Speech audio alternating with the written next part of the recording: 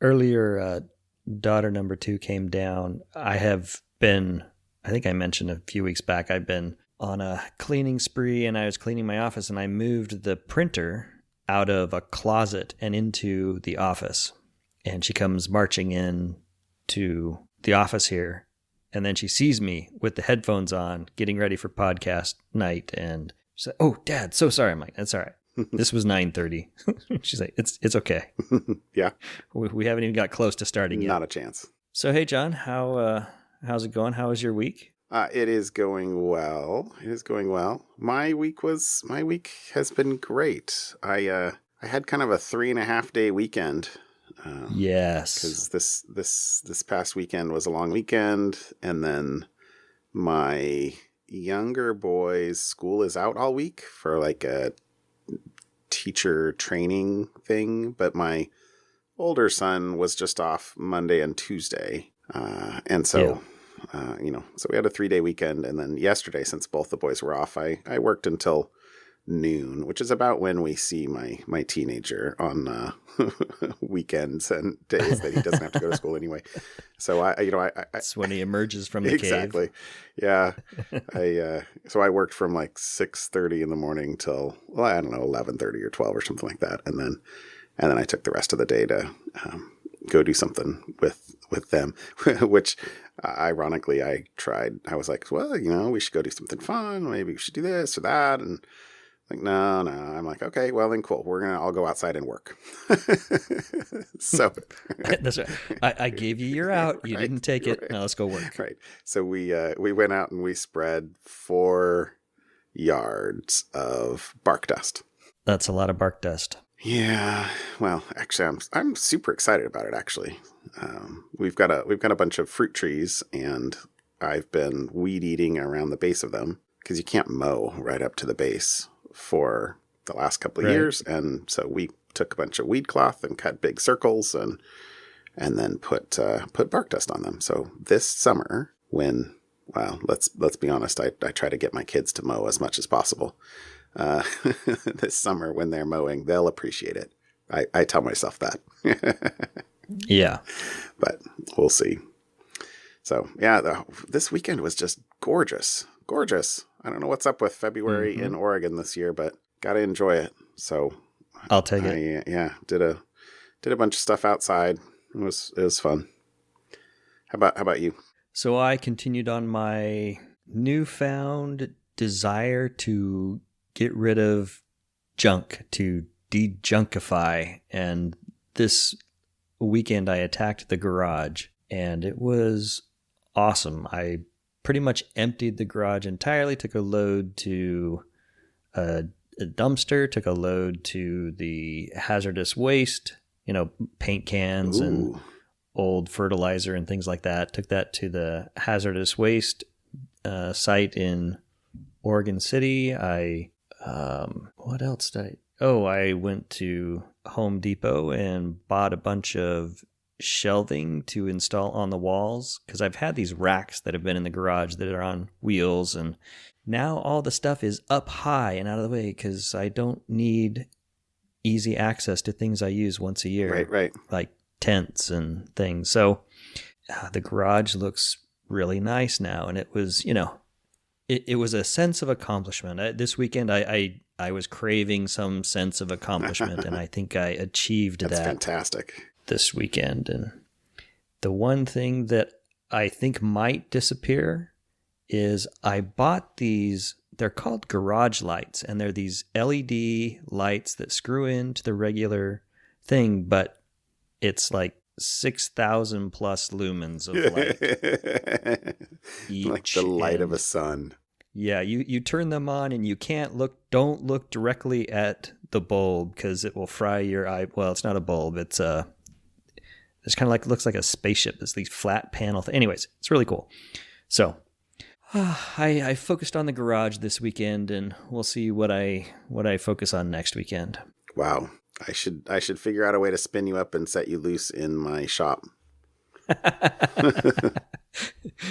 I almost forgot, and I put a note in the show notes so that I would remember, because my boy, my 14-year-old son, every night or every Wednesday night, it's podcast night. So this night he grabbed me when I got home and he said, "Hey, Dad, I want you to make sure to tell everybody that, number one, I'm awesome. And number two, I'm as tall as you now." Oh, So like, that's the yes, day. he has now officially reached dad height, and he's only 14. Oof. So I think I'm going to be looking up at him soon. Yeah. Anyways. Yep. It goes fast. He is. He's awesome. But he is also tall. Oh, that's cool. No, I think my 15-year-old, I think I still maybe barely have him. Although we haven't really measured each other for a while. So, and I think I'm reducing in size and he's gaining in size. So, there will be a crossover point, guaranteed. No, we were to the point of it's like, I'm 6 foot even, and I think you're 5'11" and 3/4. So yeah, that's fun. That's but both the boys are taller than their mom though, for mine. So and she's 5'10", so she's not short, but my 13 or 12-year-old, he'll be 13 in a few months, but my 12-year-old's not much shorter than his brother. So. Anyway, that's awesome. That's good. Well, I don't think we're going to be able to keep this weather for too much longer. I think it's going to revert to February mean. Yeah, enjoy it while it lasts. Yeah. Shall we head into follow-up land? Yeah. Did you put something in there? I saw a tweet by Troy Hunt. We've talked about him before. Have I been pwned? And his tweet was, just had a fascinating chat regarding have I been pwned and how the absence of an email address in the system is an indicator that it might not be a legit email address used for the real world purposes. I kind of ad-libbed a little bit in there, but the point is that so we as a society are so pwned that not being pwned indicates a potential abnormality. And if you think about it, once your database has, what does he have? Almost 600 million email addresses, known email addresses. It's starting to get close that if you haven't been pwned, you are not normal. I wonder what's what percentage of active email address, obviously many of those are hopefully not inactive too, but yeah. I'm sorry, this email address isn't trusted. It hasn't been compromised yet. Yeah, exactly. So I threw a piece of follow-up in as well regarding the SameSite Cookies, lacks as default, which we talked about on, I put a note in here. We talked about this on episode 110. So only 5 weeks ago. Mm-hmm. It's about, the fact that Chrome is going to switch to having SameSite equals lacks as opposed to, I think, SameSite equals none. Anyway, but the funny thing the thing I liked about this was, here's another article that we'll go ahead and post and follow up that actually goes through maybe an even better explanation of what the implications are. I liked this quote that said, quote, "The Chrome team's embarking on a clever and bold plan to change the recipe for cookies. It's one of the most consequential changes to the web platform in almost a decade, but with any luck, users won't notice anything has changed," which is true, so long as web developers actually make sure they stay ahead of it. And then the other thing is that it actually is rolling out this week. So that's actually what kind of bubbled this back up to the top of my list. They delayed it a little bit.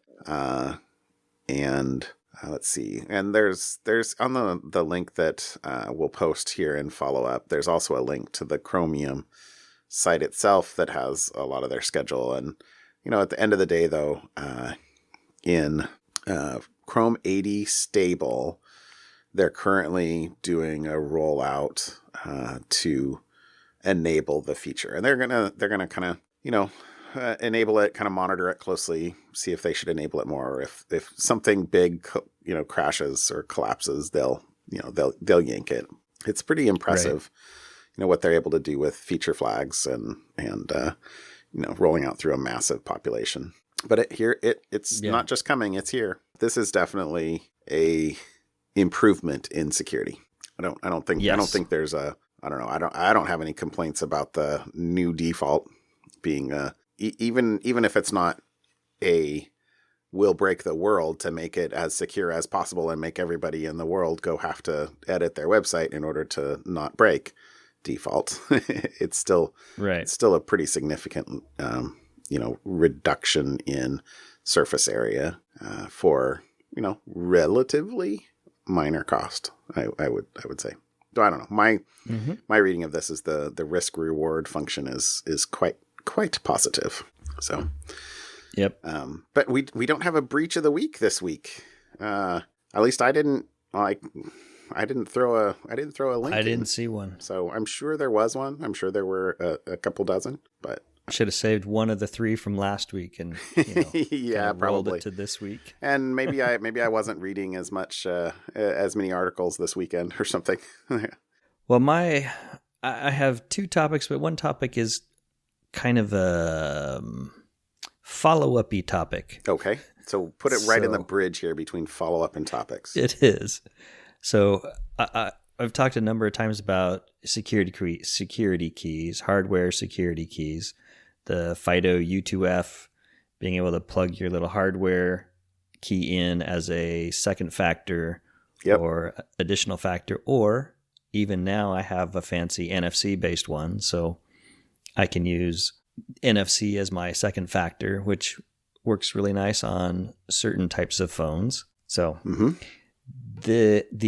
the article or the gist of this one is that OpenSSH, so probably the most widely used SSH, secure shell tool, and being able to create secure links between machines, is now supporting the FIDO U2F protocol. That is awesome. In theory now, if you have upgraded to OpenSSH 8.2, after you log into a server with your username and password or authentication cert, you can have SSH also then prompt you for your FIDO U2F based security key, either USB, Bluetooth, or NFC, as a second proof of identity. I don't know where I would use that yet, but GitHub, checking out code from GitHub. Oh, yeah. There you go. Yeah. So that would be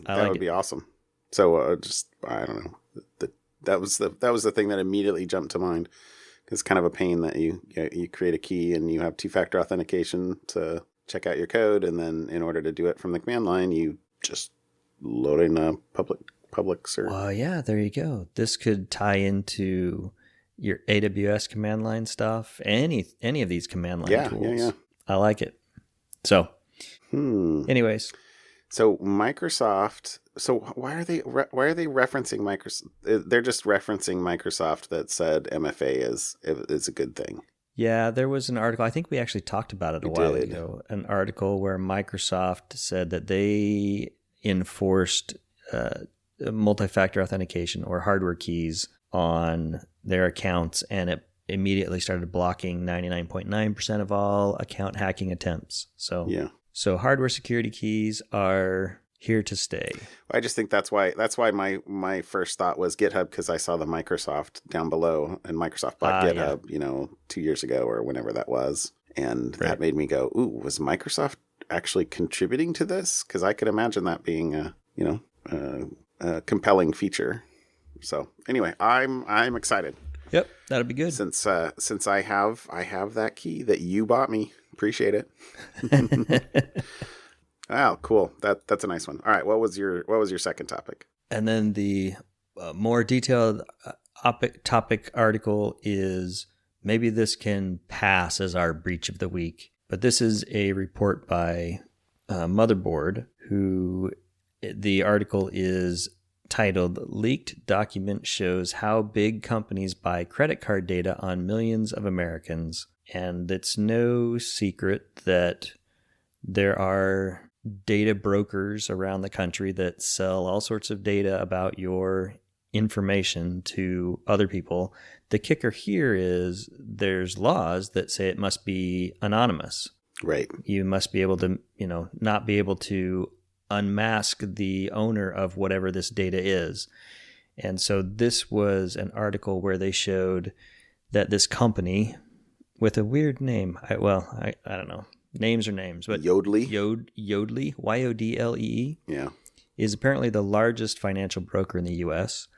And they sell the data that they get, I guess, because they pay banks and credit card companies to have access to transactions, and then they anonymize, and I'm doing the air quotes there, anonymize I can see this data. Your fingers in air quotes today. And then turn around and sell this to research firms to help them decide where they need to make investments in for various reasons. There's probably perfectly legitimate reasons to want this kind of information, at least. Depends on your definition of legitimate, but right. Well, I mean, I can see obviously I can see the desire for people to have access to this data. Like that's unquestioned. Yeah. Or unquestionable. But I guess, I have a frustration with the fact that it's not like you can choose to not have data collected about you and then sold. Right. So it's not like there was actually, sorry, that might be jumping ahead from you, but there's a quote somewhere down here that was something about the people that, customers trust these companies to not leak their data. And I'm like, no, customers don't even realize what these companies are doing and that they are the product. That's right. That is right. A big ball of baloney. Yeah. Well, looping on that, one of the quotes I pulled, or the paragraphs I pulled out of this, was I was surprised that, so this company, Yodlee, provides this data to firms who pay for it. But what was interesting to me is it actually says that the customer logs into Yodlee's server and then the client pulls down the data in a large text file. So Yodlee doesn't provide APIs or access that direction. You pretty much just get a copy of their phone book of data, and then you can do whatever you want. So it leaves the control of Yodlee. Right. So they're literally this is arbitrage on a grand scale. Here, I can pay you, I'll pay you $1. I will run some regexes or, some specific filters on this, and then I'll turn around and sell it for $2. Exactly. I should be in this business. I can write a mean regex. I promise you. No, because you wouldn't be able to sleep with yourself. I couldn't live with myself. So, but in their defense, apparently this has been around for a while. There was a 2015 article where some researchers had said, "Hey, we can de-anonymize this credit card data." I remember reading that.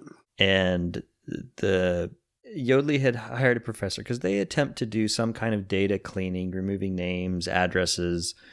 They put X's where social security numbers are, phone numbers, account numbers. They look for various things. Yeah. So fancy regex and a search and replace. Right. But they had contacted had a professor of law and ethics look at what they were doing. And at the time in 2015, the professor had said, "My view is that the study's results do not apply to the Yodlee facts." And so on the de-anonymizing of the credit card data. And the other kicker, which I don't think I mentioned, was the article came from the fact that Motherboard got access to it was in the headline, but got access to an internal document that Yodlee basically lays out how the anonymization process works. And clearly it is not, there's another quote in there, which I won't repeat because it uses a 4-letter word, about the quality of the anonymization. And asked this professor if he still believes that his previous statement is accurate, that Yodlee tries to do the privacy protections are satisfactory. And the guy responded with, "I have no comment." So, well, they paid me 4 years ago. Yeah, they're not paying me anymore, but I probably signed something that said, exactly. After I'm done, I can't say anything. Let me think the worst of person. I have no idea who they are. Anyway, sure. I'm not really able to give any benefit of the doubt to these data brokers, though, I'm afraid. Our own senator from the great state of Oregon here, Senator Wyden, there's another statement in here, which I'll close with here, is data brokers love to claim that making user data anonymous will protect Americans' privacy. Here's a shocker. It won't. Data can't always be anonymized. Computer scientists have repeatedly demonstrated that poorly anonymized data can be re-identified. Companies need to go much further to demonstrate they have truly addressed the privacy risks associated with the data they collect and sell. Yeah.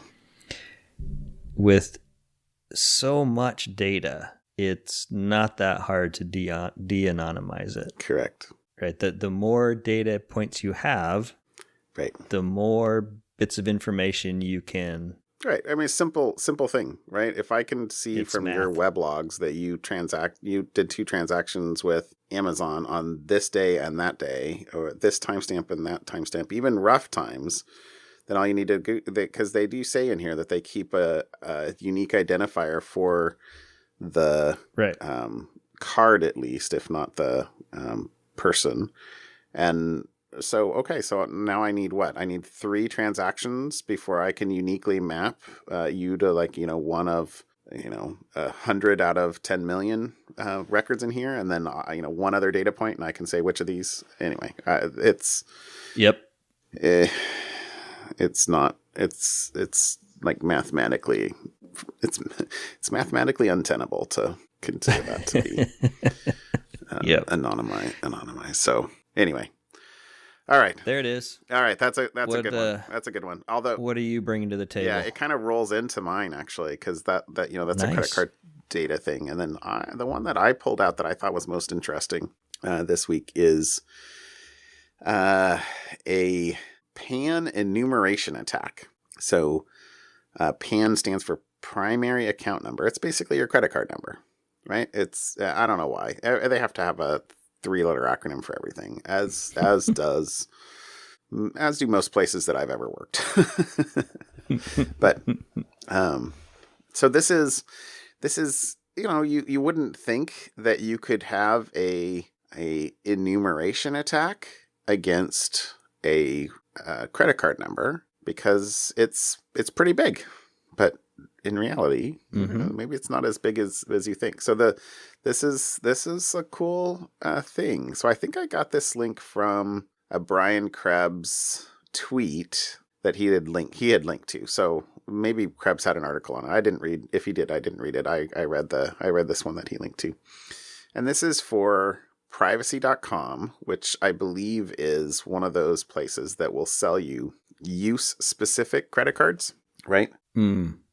Right. Maybe one-time use, but I think it's more like, for your trash collection, you give them a credit card, and for your, Amazon, you give them a credit card, and you can have 10 or 20 or however many you want, and you get unique numbers, and that way, the intent there is that if one of them gets breached, your credit card number will be denied if it's not tied to the merchant that it's bound to in their backend. In reality, I think that one of the nice things I like, for example, about using Apple Pay is the number that they're given is not your actual credit card number. The merchants don't see your account numbers. Anyway, blah blah blah. So one of the things that was interesting here is it says they're no stranger to botnet attacks, and that a large volume of their logs are abusive traffic, and that credential stuffing is is one of those. But here's kind of the steps, which I thought was to this attack, which I thought was just okay, interesting. The first thing they try to do is find a merchant that has unsophisticated rate limiting, aka they, it's just kind of like password attempts. How many times can I try to have a transaction? Because they want to have basically false, fake transactions, and they want to have transactions that they can look at the error code and go, oh, that's bad. So basically, they try to attempt a transaction with the PAN, the account number, but no CVV or the verification value or the expiration date. Right. And so they do that until they get a specific error code. Like, so instead of getting invalid card, they'll say invalid expiration date. This is one of those side channels or side effects that giving a specific error message is what you would think you would want in the case of like a user experience.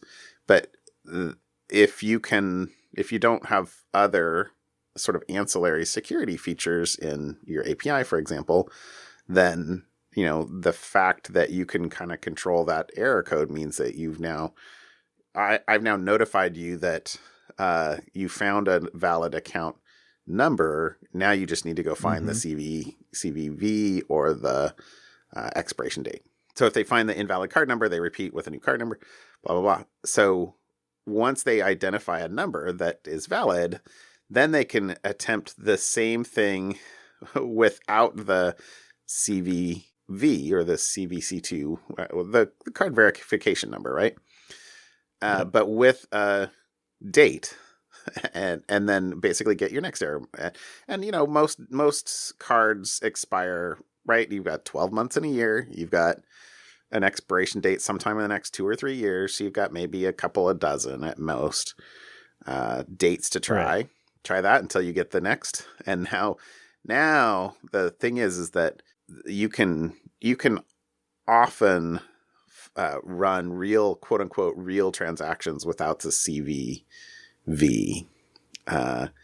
So then the actual quote from the article is that now that they have a valid card and a valid expiration date, they move to a new merchant based on a different set of criteria. So they don't need the rate limiting anymore. Now they want somebody that will sell them something that they can transfer to cash. They can turn, try to turn this into money. Mm-hmm. And then if that merchant will accept a payment without a CVC or CVV, then they're done.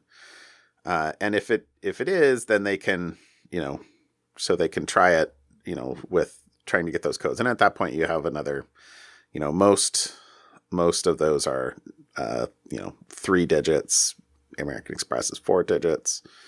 But the quote in here is that running an authorization without a CVC2 is a very common authorization request type. Any merchant that utilizes recurring billing at times runs authorizations without a CVC2.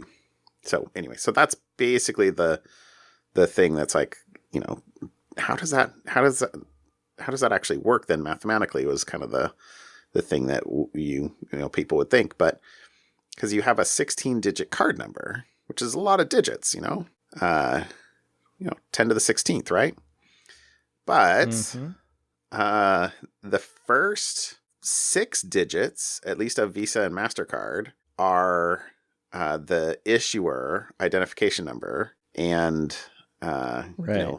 So though there's a smaller number of those, and if they're targeting somebody like this private privacy.com, the IIN or the issuer identification number, they said, that's known, and so yep, there you go. Okay, so now you're from 16 digits to 10 digits, and then the final digit it says is actually a checksum.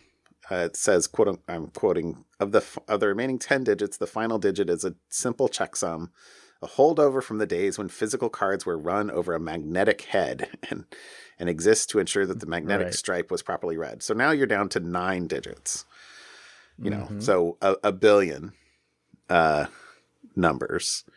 And then it's a math problem. So their comments, consider 1 million customers with 10 cards each. That's 10 million. So in practice, it's not unusual for active privacy customers to have a few dozen cards. So, okay. So, with only 10 million provisioned cards, their address space, because, the first 6 digits is theirs, but their address space is 1% saturated, right? 10 million out of a billion. Yep. But the thing that most people don't think about then is, statistically then, it's only 10 million. What is that? 1%. What's the chance? Well, after 100 random guesses, there's a 63% chance you've found one. And after 500 random guesses, 99% chance. So this is where the, bingo, statistics reigns. So, and then, the comment is, unfortunately, it's practically free to make an authorization request. So, if they can succeed at doing something like this, an enumeration is really nice. So anyway, I really liked this article because it was an area of space that I don't really know that well, but anyone that uses credit cards, which is most people, at least in the States, are familiar with credit card numbers and what this kind of would mean. And I feel like this was just a really well written article that was very honest and open about what they're seeing. And, at the end of the day, they actually deployed some additional controls to detect this anomalous usage to basically, fraud detection is big in the banking sector. Just, no surprise. But anyway, I really like this article. I thought it was a good one. That is great. And I learned a whole lot about credit cards and how they function, and right, how I could have one stolen twice in 2 years. Oh, yes. I'm not going to complain to you about credit card theft. Yeah, that's amazing. 500 random guesses, and you pretty much guaranteed you found at least one legit card. Yep. Nice. I guess I didn't double check their math, but yeah. Well, I read through that one as well. That was a good one. That's nice. All right, man. How about something fun? What'd you get for me? All right. So my something fun is a way to cheat McDonald's. So I know that you are also equally a fan of McDonald's. I eat at McDonald's. Yeah. I enjoy McDonald's as well. So there were some security researchers who discovered some loopholes in the German McDonald's. So not the US, I suppose, but in the German McDonald's order system that allowed them to essentially order an endless supply of free food. So the author of the article went with these programmers to a McDonald's to look at how it works. And essentially on the end of they figured out that at the end of the McDonald's receipt, there was a link to a survey. And if you took the survey, you got a coupon code. Okay. And they were able to look at the website where the coupon code came from and figure out how that was generated, and were able to generate it over and over again. So once he got his free drink, he essentially wrote a program that would give him unlimited free drink coupons. And then after another, I think he says 5 hours, he found another vulnerability, which now became all the other coupons for all the other things you might want to eat at McDonald's. And so they took the author of the article to McDonald's, who then said, and then showed him how this works. And, they ordered on the screens, tapping the food. It was going to be 17 euros, I think, for the food. And then they tapped in all the coupon codes that they had, and it ended up paying 0 euros. And so they ordered the food, showed him that it would work. And the author says, my building excitement about the free processed meat was soon deflated when the guys told me that they weren't actually there for the free food, that this was just a demonstration, but they were going to pick it up and pay for it. And because so sorry. The funny thing is, not wanting to fleece the billion-dollar multinational chain out of 17 euros. Well, I'd go with probably a wise thing. Theft is theft. So, Yes, responsible exactly. disclosure. Yeah. So at the counter, he explained to the manager what he'd done and showed him how it worked. And the manager said, relax, enjoy it. It's all good. And the manager didn't take his money. So they got their free food anyways. But anyways, they went and tried to figure out, because McDonald's is not a place that would have a bug bounty program, for example, or you wouldn't expect them to. But they did contact McDonald's and notified McDonald's, hey, there's a bug in your system. Here's what you can do. And McDonald's eventually closed the gap and solved it. So in December of 2019, you are no longer able to go get free food from McDonald's. But my something fun is Pseudo Articley. But the McDonald's thing caught my eye as I think we went to McDonald's last week. Yeah. So I got to say a couple things. First of all, are you looking at that article? Uh-huh. That image, there are curly fries. Germany has curly fries, apparently. What? I'm flabbergasted. Yes, but you can also tell it's a European because I bet you those cups on the tray there are larges. Well, look how small those soda cups are. Look how small those soda cups are. 0.25 liters, and I bet you those are the large. Oh, okay. Yeah. Yeah, the last time I was in Europe, I'm like, bring me two, please. Please. So anyway, the other thing that I will just say here, because I don't know, I'm sure I haven't said it on my first job. I'm not even sure I've told you. My first job was at McDonald's. Yeah, I did know that. Yeah, when I was in high school, I worked. So my first job, not out in the fields, not out farming. My first indoor job was a Burger King. Oh, there we go. I think I've told you this story. I lasted 2 days. That's right. I do remember that. Well, I lasted significantly longer than 2 days. But yeah. Anyway, I said I would rather be driving tractors out in the sun than be in here. That's pretty funny. That's what got me through college. Memory of having to work in fast food for 2 days. It wasn't bad though. Oh, that's funny. For 2 days. Yeah, that's ironic. I think I was a sophomore in high school. Okay, what's my something fun? Okay, so first, so I have a small bit of fun follow-up. So we're just all follow-up. Yeah, all follow-up all the time. I don't know what to tell you. Mm-hmm. Everything old is new again.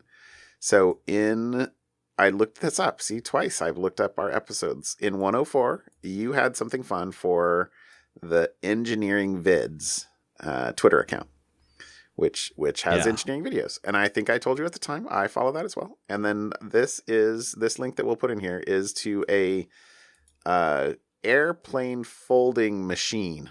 I saw this weekend and I thought that was just super cool.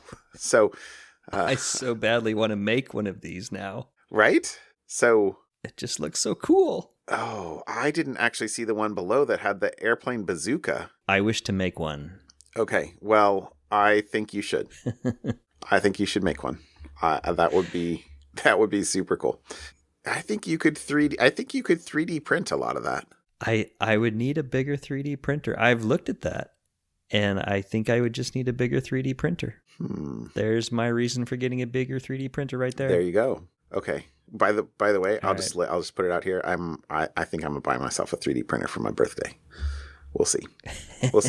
I still have a month, but okay. Anyway, that was my first thing. Awesome. That was supposed to be a fast one. Here's my second thing. My real something fun is an article about where they found that they identified the exact quarries where Stonehenge bluestones came from.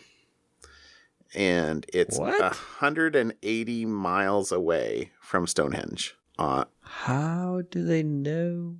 Well, so you should read the article. Well, now looking at the picture, it seems obvious now, having looked at the picture. Right. All right.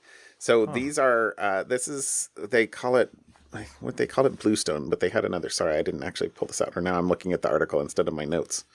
But they're large megaliths, I think is what they call them. But it's, they grow and split by frost action already. And so, they called it Neolithic. They were able to use, I need to stop looking at the article and look at my notes. So they used stone wedges to break apart, the rocks. And the stone wedges were made of mudstone, which is softer than the dolerite pillars. And so if something breaks when you're hammering in the stone, the wedge will break, not the rock. And then they found excavations at the foot of the outcrops that have remains of human-made stone and earth platforms where they could basically stage the monoliths. I don't know what you call them. Anyway, I thought this article was really cool. This is my something fun this week. And then I will have to. Yeah. Oh, there's a YouTube video. Oh, I didn't actually watch the video. Okay, that'll be my follow-up. Homework. That'll be my homework. But then they also said the one of the last things in here that I also thought was cool was they, in the soft sediment of a hollowed out track leading from the loading bay at, sorry, these are like Welsh names, Craig Rossi Felon. I'm sure that's not how it's pronounced. And on the artificial platform at Carn Godog, you go dog. Sorry. There's an E in there. It's I think Welsh. You get to guess where the E goes. Anyway, the team discovered pieces of charcoal they were able to date to about 3000 BC. So anyway, wow. I thought this was cool. So there's my something fun. Wait, yours is actually fun and not just trying to steal from a megacorp. Well, who wants to steal from McDonald's? Oh, that's not fun. Yeah, so that's cool. I am gonna have to watch that video now too. I did not read I did not see this in the notes, so this is new to me. Megalith Quarry. Right. Cool, huh? Cool. 180 miles. Who's gonna take those things 180 miles? Well, I did see that they transport them by ship. No, this article says that it disproves that they transported them by ship. Oh, disproves. I think if I'm remembering that particular part here. Hold on. Some people think they were placed on rafts and boats and paddled up, but these quarries are the north side, so it could have simply gone overland. Okay. So maybe not disproves, but okay. Just all right. Yeah. Oh, that's cool. Where I said I remember it. The new discoveries cast doubt on a popular theory that the bluestones were transported by sea. Right. Yeah. So I don't know. That's cool. Cool stuff. And I will now have to go look at the YouTube video. Yeah. All right, John. Call it a show. Call it a show. Have a good night. All right. I'll talk to you later, Eric. We'll see you. Bye. Bye.